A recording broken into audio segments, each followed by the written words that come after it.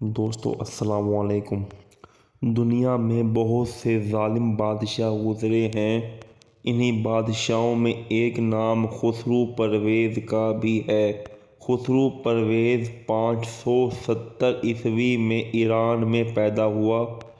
ایران ایک بہت بڑی سلطنت تھی، اور جب اسلام کا غلبہ ہوا اور اللہ کے نبی حضرت محمد صلی اللہ علیہ وسلم نے خسرو پرویز کی طرف اپنا ایک قاصد بھیجا کہ جاؤ اور اسے اسلام کی دعوت دو، مگر خسرو پرویز نے بہت بدتمیزی کی اور قاصد کے سامنے نبی پاک کا خط مبارک پھاڑ دیا۔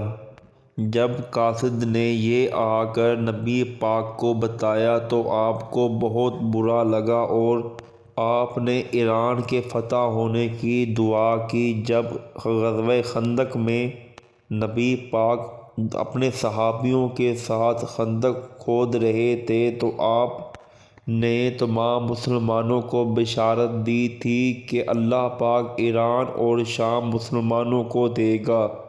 خسرو پرویز نے جب نبی پاک کا خط مبارک پھاڑا تو آپ کو بہت برا لگا، اور آپ نے اس ظالم بادشاہ کو عبرت کا نشان بنانا چاہا اور اللہ سے دعا کی۔ دوستو، اس وقت اسلام اتنا طاقتور نہیں تھا کہ ایران جیسے ملک پر حملہ کر سکے۔ ایک دن جب خسرو پرویز اپنے لشکر کے ساتھ کہیں جا رہا تھا تو رات کے وقت ایک روایت کے مطابق ایک جنگلی شیر نے خسرو پرویز کے خیمے پر حملہ کیا اور خسرو پرویز کو مار دیا، اور ایک دوسری روایت میں ملتا ہے کہ خسرو پرویز کے بیٹے نے بادشاہت کے لیے ہی اسے مار دیا تھا۔ خسرو پرویز 28 فروری 628 عیسوی میں مرا، اور بعد میں اللہ نے ایران اور شام مسلمانوں کو عطا کیے۔